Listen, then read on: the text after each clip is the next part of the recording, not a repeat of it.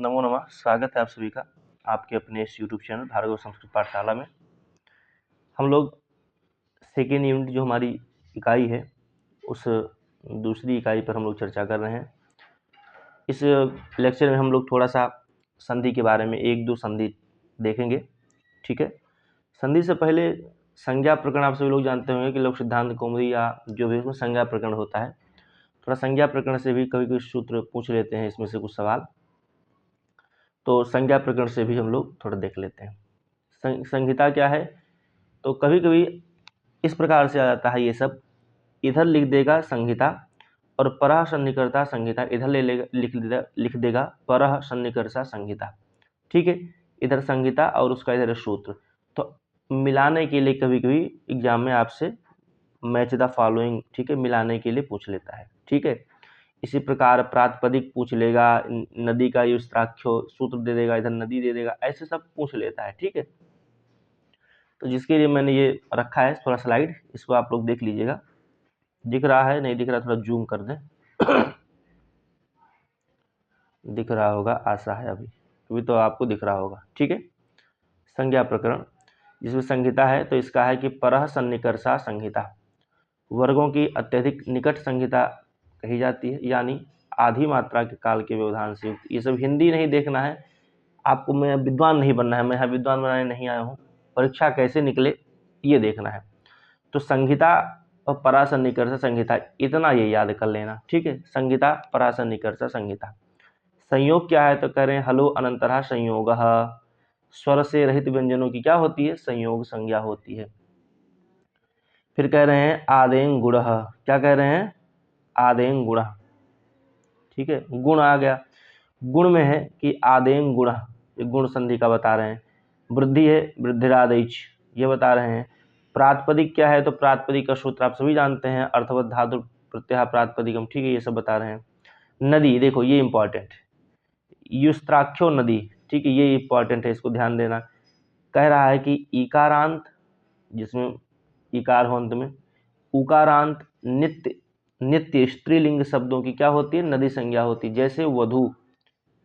और फिर कह रहे हैं जिन शब्दों का प्रयोग मात्र स्त्रीलिंग में होता है वे नित्य स्त्रीलिंग कहे जाते हैं। ठीक है, ये जो सूत्र है कि युस्त्राख्यो नदी, ठीक है, इसमें से आपकी ये इंपॉर्टेंट है, ये इंपॉर्टेंट है, बाकी ये तीनों आप सभी लोग सामान्य जानते हैं, ये इंपॉर्टेंट है। ठीक है, इसको ध्यान से, युस्त्राख्यो नदी, नदी। ठीक है, अब नदी की संज्ञा कैसे होती, तो बता रहे हैं कि इकारांत हो, उकारांत हो और नित्य स्त्रीलिंग शब्दों की। ठीक है, इकारांत शब्द हो, उकारांत हो और नित्य स्त्रीलिंग, जो शब्द नित्य केवल हमेशा स्त्रीलिंग में ही प्रयोग होता है, ऐसे शब्दों की क्या होती है, नदी संज्ञा होती है। जैसे वधु, अब जो वधु है, ये वधु हमेशा स्त्रीलिंग में ही प्रयोग होता है, स्त्री के लिए, नारी के लिए प्रयोग होता है। अब वधु से किसी पुरुष का आप नहीं कह सकते हैं, क्यों, क्योंकि वधु शब्द नित्य स्त्रीलिंग है। ठीक है, और इसमें देखो उकारांत भी है, ये उकारांत भी है। ठीक है, देखो उकारांत, ठीक है, ऐसा। चलिए, तो इतना आपने देखा। ठीक है भैया, बाकी इधर CBTA में संस्कृत लिखा ही है, इधर ये मैं पढ़ा ही रहा हूँ भैया, पढ़ा क्या रहा हूँ, आप लोग का मार्गदर्शन कर रहा हूँ। ठीक है, और बाकी ज़्यादा कुछ जानने के लिए आप यहाँ पर संपर्क कर सकते हैं। ठीक है, यहाँ पर संपर्क से तात्पर्य कि ये जो नीचे ये सब नंबर इत्यादि दिया है, इसमें सब आप देख लेते हैं। चलिए, अगला जो आया है उसको थोड़ा सा हम लोग देखते हैं। ठीक है, देखो घी संख्या, शेषो घसी सकी।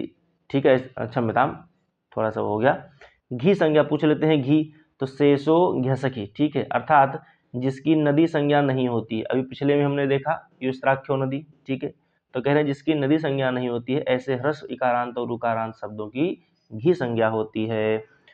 केवल सखी को छोड़कर सभी ह्रस्व इकारांत उकारांत शब्दों की घी संज्ञा होती है। इसमें छोड़ेंगे तो केवल किसको, सखी को छोड़कर, बाकी जो भी छोटी ई वाला हो चाहे छोटा ई उ वाला हो, इस सभी की क्या होती है, तो घी संज्ञा होती है।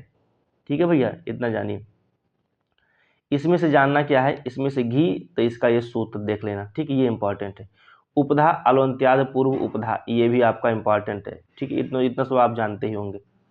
अप्रयुक्त कह रहे हैं, अप्रयुक्त एक काल प्रत्यय, ये भी आपका इंपॉर्टेंट है। गति संज्ञा तो कह रहे हैं गति, तो गति से इसमें आता है प्रा आदि गति। ठीक है, ये भी देख लेना गतिश्य। पदम सभी जानते हैं, शुभ तिगंतम पदम शुभंतम तिगंतम च पद संज्ञा स्यात्, ऐसा बताते हैं। ठीक है, तो इतना देख लिए हैं। इसमें से जो इम्पोर्टेंट है, ये इम्पोर्टेंट है आपका उपधा देख लीजिए, ये देख लीजिएगा, गति देख लीजिएगा। ठीक है भैया, इसमें से मैं बताया ना कि आपसे ऑप्शन में मिलाने के लिए ऑप्शन में दे करके पूछ लेगा इसका सबका। ये देखिए विभाषा, नवेत विभाषा, ये भी इम्पोर्टेंट है, इसको भी इतना तैयार कर लीजिएगा। ठीक है, निष्ठा, ये कतवत निष्ठा, ये भी देख लीजिएगा। कत और कतवत इन दोनों प्रत्ययों की निष्ठा संज्ञा होती है, ये जब हम पढ़ाएंगे प्रत्यय इत्यादि जब पढ़ाया जाएगा तो उसमें भी ये सब आएगा। ठीक है, सवर्ण संज्ञा तो कह रहे हैं तुल्यास प्रत्नम सवर्णम, तालवादी, ये सब पढ़े होंगे, जानते होंगे। ठीक है, ये सब बताया गया है। ये देखिए, बड़ा कर दूं क्या थोड़ा सा, कोई बात नहीं, देख लीजिएगा, बहुत अच्छा है ये सब आपके लिए, ये भी इम्पोर्टेंट है। ठीक है, प्रग्रह्यम, इदु दे द्विवचनम प्रग्रह्यम। ठीक है, ये इतना इम्पोर्टेंट है। सर्वनाम सर्वादि, ये बहुत इम्पोर्टेंट नहीं है। सर्वनाम स्थान सी सर्वनाम स्थानम बता रहा है, अचवंत्याद टी कह रहा है। ठीक है, भा संज्ञा करने वाला सूत्र है यचिभम। ठीक है, टी संज्ञा करने वाला सूत्र है अचवंत्याद टी, ये सब इम्पोर्टेंट है। ठीक है, सी संज्ञा सर्वनाम स्थानम, तो सी सर्वनाम स्थानम, जस व सस के स्थान पर सी आदेश हो जाता है, सर्वनाम स्थान संज्ञा होती है, सर्वनाम संज्ञा करने वाले ये सूत्र है। ठीक है, चलिए, इसमें से जो इम्पोर्टेंट है वो आपका एक सेकेंड, वो आपका ये इम्पोर्टेंट है, ये इम्पोर्टेंट है, अचवंत्यादि यचिभम, तो एक ही बच रहा है, इसको भी लगा लो फिर। ठीक है, इतना आपका इम्पोर्टेंट है भैया। अब देखो संधि आ गई है, संधि के भेद, संधि मुख्य रूप से 3 भेद हैं। स्वर संधि जिसको आच्छिक संधि कहते हैं, व्यंजन संधि जिसको हल संधि कहते हैं। ठीक है, यहीं पे लिखा है तो ये हो गया। और तीसरी विसर्ग संधि, क्या है, विसर्ग। ठीक है, विसर्ग संधि, तीसरी विसर्ग संधि। अब जो सिद्धांत कौमुदी है, तो सिद्धांत कौमुदी में मुख्यतः 5 प्रकार की संधियां मानी गई। लघु सिद्धांत कौमुदी आप देखेंगे तो वहां पर स्वर संधि माने अच, अच और हल संधि, हल अर्थात व्यंजन संधि, और तीसरी विसर्ग संधि। लेकिन सिद्धांत कौमुदी में 5 प्रकार की संधियां मानी गई हैं। वो कौन कौन सी हैं, तो उसको बता रहे हैं, अच है, प्रकृत भाव है, हल है, विसर्ग है, स्वादि संधि है, ये सब है। लेकिन चलो हम लोग को जो आपको पीजी में पूछेगा वो कुछ कुछ महत्वपूर्ण पूछेगा, उसका हम लोग चर्चा करते हैं। जैसे यहाँ पर आया आपका स्वर संधि, स्वर अर्थात अच संधि, क्या आया है, स्वर संधि। ठीक है, स्वर संधि आया। ठीक है, अब स्वर संधि के भेद में ये सब बहुत पढ़ने की कोई आवश्यकता नहीं है। ठीक है, संधि आप सभी लोग जानते हैं, कैसे कैसे जुड़ के संधि क्या क्या बनता है, और पढ़ना भी होगा तो पढ़ लीजिएगा, कोई वीडियो को रोक के अपना पढ़ लीजिएगा। स्वर संधि के भेद में, स्वर संधि में कौन कौन से आते हैं, तो स्वर संधि 8 प्रकार की मानी जाती है। ठीक है, जिसमें यण संधि आता है, गुण संधि आता है, अयादि, वृद्धि, दीर्घ, पर रूप, पूर्व रूप और प्रकृति भाव संधि, इतनी संधियाँ आती हैं। आज हम लोग 2 संधि केवल पढ़ेंगे जो आगे आपको दिखेगी अभी। यण संधि, आपसे एग्जाम में सवाल यण संधि पूछ लेगा कि यण संधि का सूत्र क्या है। ठीक है, मिलाने के लिए दे देगा, अथवा सूत्र दे देगा, कहेगा ये कौन सी संधि का है। पहला सवाल तो आपसे यहाँ से बन सकता है और एग्जाम में पूछता है। ठीक है, अब यण संधि जो है, यण संधि का सूत्र जो लिखा है, यण संधि का सूत्र है इको यणच, सीताराम, यण संधि का सूत्र है इको यणच। अब आप इतना मैं आपसे आशा कर सकता हूं कि आप लोग बीए में या शास्त्री में लघु सिद्धांत कौमुदी इत्यादि पढ़े होंगे, तो वहाँ पर जब शुरुआत ही करते हैं तो कहते हैं कि नृत्तावसाने नटराज राजो, ये सब बताए होंगे कि भगवान शंकर के डमरू से 14 महेश्वर सूत्र निकले हैं, उन महेश्वर सूत्र से किस प्रकार से कौन कौन से आपके प्रत्याहार बनते हैं, इतना मैं आप जानता हूँ कि आप लोग जानते होंगे किस प्रत्याहार में कौन कौन से वर्ण आते हैं। ठीक है, मुझे आशा नहीं, विश्वास है कि आप लोग पढ़े होंगे। चलिए, तो यण संधि जो है एक बार फिर से देख लेते हैं। जो यण संधि है, यण संधि का सूत्र है इको यणच, तो इक प्रत्याहार में ई उ रिल री आते हैं, और कहता है कि असवर्ण स्वर। ठीक है, यदि इक प्रत्याहार के बाद यदि असमान स्वर हो, असवर्ण स्वर हो, असवर्ण हो, तो इक के स्थान पर यण हो जाता है। अब यण क्या, तो या व और रा ल हो जाता है, या व र ल। ठीक है, इसकी वृत्ति बता रहे हैं कि इकः स्थाने यण स्यात् अच संहितायाम विषये। ठीक है, इसका उदाहरण है सुधी उपास्य। क्या है? सुधी उपास्य यण संधि का आपका उदाहरण है। आपसे एग्जाम में पूछ ले कि सुधी उपास्य, जो सुधी उपास्य है वो किस संधि का है, तो आप यण संधि का उदाहरण है। ठीक है, और या सुधी उपास्य दे करके पूछ ले इसका संधि विच्छेद कीजिए, तो सुधी प्लस उपास्य, ऐसे इसका संधि विच्छेद होगा। ठीक है, ये सब जब विद्वान होना होगा तब बताएंगे। ठीक है, इकः स्थाने यण स्यात् अच संहितायाम विषय, ये तो वही बता दिया गया। अब देखो इसका अनुवाद यहाँ दिया है कि स्वर परे होने पर, स्वर परे होने पर इक के स्थान पर यण आदेश हो जाता है। ठीक है, जैसे मान लिया कि इक है ई उ री, और इसके बाद ई प्लस आ गया तो क्या हो जाएगा? ठीक है, तो या होगा कि क्या होगा, या ई के बाद बड़ा आ गया, ऐसे ऐसे कुछ होगा, तो उसके स्थान पर क्या हो जाता है? यण हो जाता है, अर्थात य व र ल। ई के स्थान पर या होगा, उ के स्थान पर वा होगा, री के स्थान पर रा होगा, और ली के स्थान पर ला होगा। ठीक है, इसीलिए बताया है कि इक के स्थान पर यण आदेश हो जाता है। तो अब इक में ई उ री है, जिस प्रकार क्रमशः ई उ री है उसी प्रकार क्रमशः या व र और ला ये होता है, तो या व र और ला हो जाता है। चलिए अब हम लोग यण संधि का कुछ उदाहरण देख लेते हैं। ठीक है, जैसे उदाहरण के रूप में सबसे पहला उदाहरण है लाकृति, क्षम्यताम लकारः दिया है। ठीक है, लिधन आकारः लकारः, धातृधन अवतारा तो धात्रावतारा, ये सब उदाहरण हैं। आप इनको उदाहरण देखिए। फिर बहुत इंपॉर्टेंट उदाहरण इसमें से आप पकड़ लीजिए कि कौन कौन सी उदाहरण है। ठीक है, इसी प्रकार से होता है, जैसे खलुधन एहि, खलुधन एहि, खलु एहि। ठीक है, देखो खलु और एहि ये हुआ, तो इसमें अब कैसे होगा? तो अभी हमने बताया कि जो आपका यण संधि है वो कहता है कि इकः स्थाने यण स्यात् अच संहितायाम विषये, तो इक प्रत्याहार है।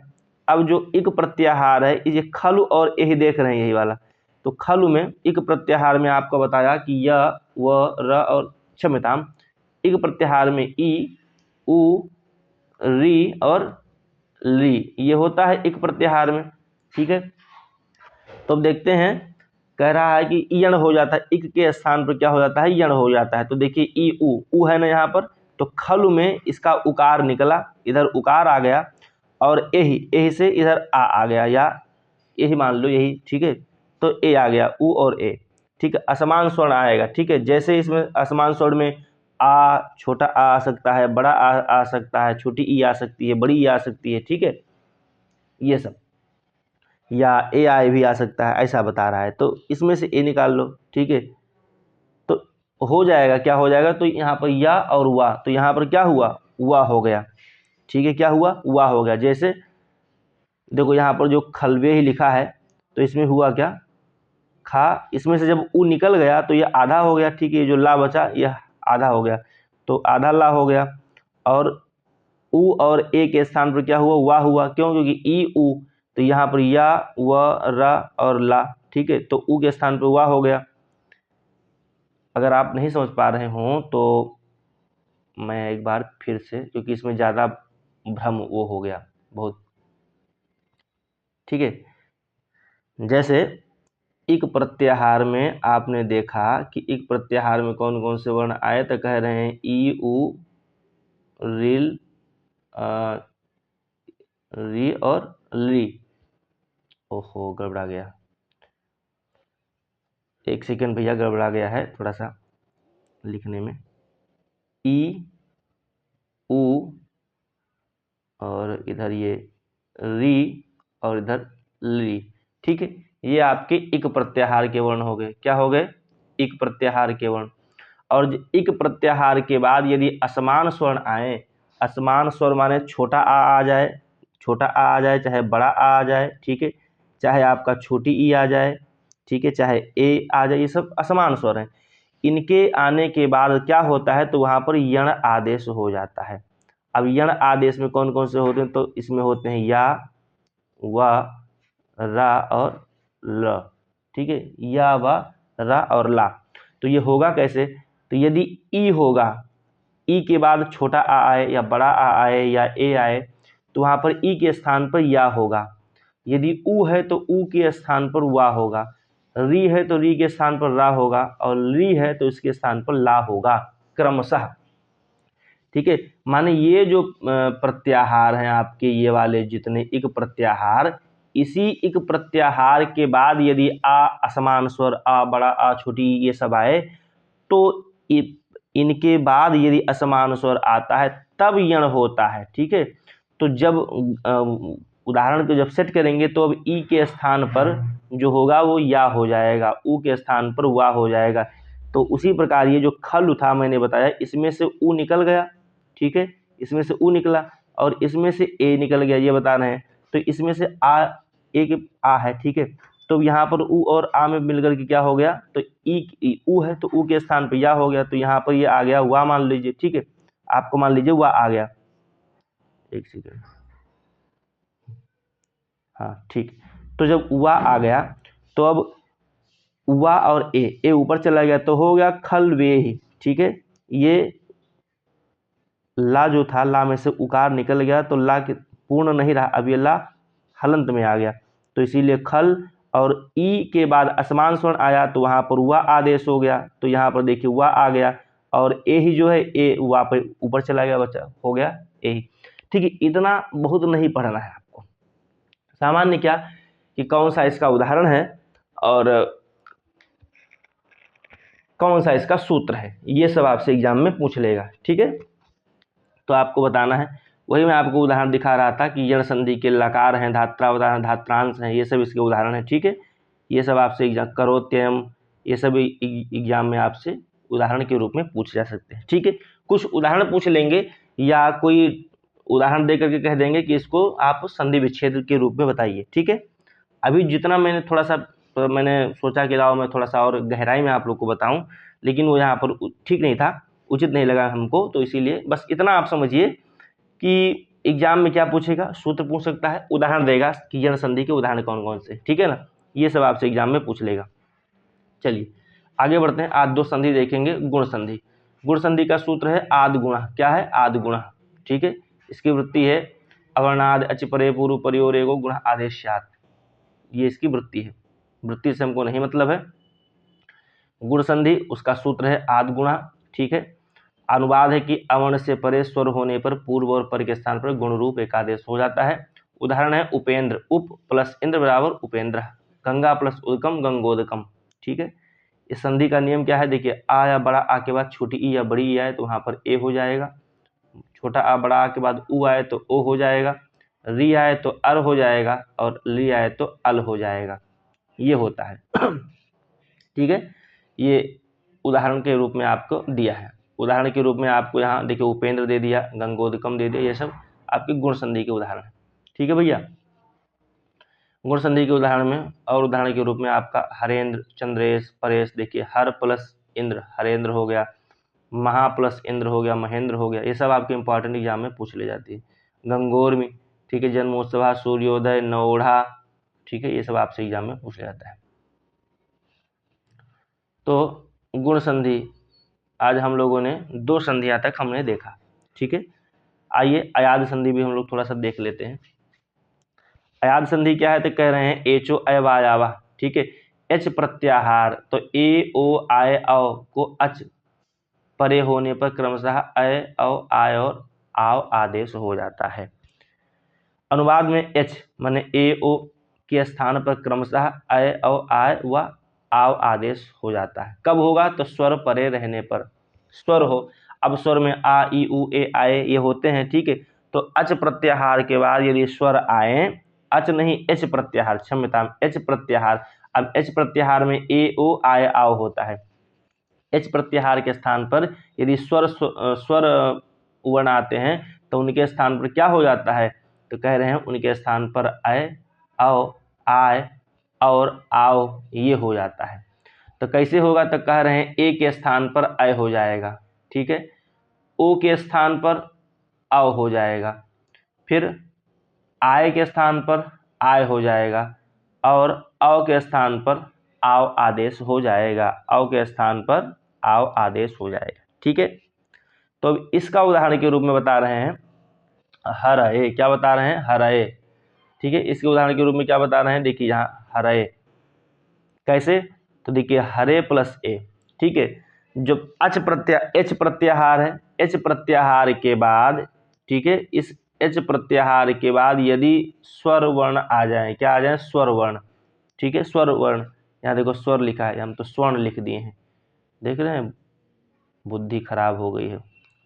स्वर भैया, स्वर वर्ण आए तो वहां पर क्या हो जाता है, अय और आय और आव आदेश हो जाता है, ठीक है। अब जैसे यही उदाहरण ले लें, हरे प्लस ए, क्या ले, हरे प्लस ए, तो हरे में ए है, ठीक है, बताया ना, ए आई, ये एच प्रत्याहार है, इसमें से आप हरे में से क्या निकाल लेंगे, ए निकाल लेंगे, प्लस स्वर आया, मान लीजिए स्वर ही है, छोटा आ सकता है, बड़ा आ सकता है, ए आए, ये सब भी आ सकता है, ठीक है। तो अयादी संधि की चर्चा हो रही है, तो ए आ गया, तो अब ए आ गया, तो यहाँ पर बनेगा क्या, तो कह रहे हैं ए, इस एच के बाद यदि स्वर वर्ण आए तो वहां पर अय और आय और आव आदेश हो जाता है, लेकिन कैसे होगा, तो कह रहे हैं क्रमशः, क्रम से होगा। यदि ए है तो इसके स्थान पर अय होगा, ओ है तो उसके स्थान पर अव होगा, आय है तो उसके स्थान पर आय होगा, और आव है तो इसके स्थान पर आव आदेश होगा, ठीक है। तो अब हम देख रहे हैं कि यहाँ पर ए निकल आया यहाँ से, और इसमें ए है, ठीक है, तो ए के स्थान पर क्या आदेश होगा, तो अय आदेश होगा, ए के स्थान पर अय आदेश होगा। तो यहाँ पर बना रूप क्या बना, हर ए, हर ए, अय आदेश हो गया, हर ए। यहाँ से जब आपने हरे में से जब आपने ए निकाल लिया तो ये हर इस प्रकार का रूप बना, ठीक है। अब इस रा को स्थिर करने के लिए इस अय में से जो आ था, छोटा आ, वो इसमें आया, तब ये बना हर, इस प्रकार का बना, ठीक है, हर। और जो या था वो या यहाँ पर चला आया, ठीक है, और या के ऊपर लगा था हरे। हो गया भैया, समझ गए, इस प्रकार से। इतना नहीं समझना है, बस आपको देखना है कि अयाद संधि है, इसका सूत्र है एचो अयवायावा। इसके उदाहरण कौन कौन से हैं, इसके उदाहरण के रूप में आपको क्या क्या मिलता है, धावक, ठीक है, भवती, पवनः, पोधन अनः, ठीक है, चयनम, चेदन अनम, ये सब इंपॉर्टेंट है। चोरयति, भावकः, गायकः, साधवे, ठीक है, ये सब इंपॉर्टेंट है इसके उदाहरण के रूप में। देख लीजिए, चाहे मन कहे तो लिख लीजिए, मन कहे तो स्क्रीनशॉट ले लीजिए आप लोग, ठीक है। चला जाए आगे, और भी उदाहरण है कुछ, रमया सहितः, ठीक है, गायन्ति स्तावकः, जय औपगवः, ये सब उदाहरण है। चलिए, आज हम लोग कितनी संधियां हम लोगों ने थोड़ा थोड़ा पढ़ा, हम लोगों ने यण पढ़ा, गुण पढ़ा और अयादी, 3 संधियों को हम लोगों ने पढ़ा। 3 संधियों के बाद अब हम लोग अपना इस लेक्चर को यहीं पर थोड़ा विराम दे देते हैं। आप लोग उतना समझिए, और इस चैनल को आप लोग लाइक, सब्सक्राइब, कमेंट इत्यादि जो इच्छा हो करते रहिए, सब्सक्राइब करते रहिए भैया, देखते रहिए, ठीक है। मिलते हैं अगले लेक्चर में, तब तक हरिओम, नमो नमः।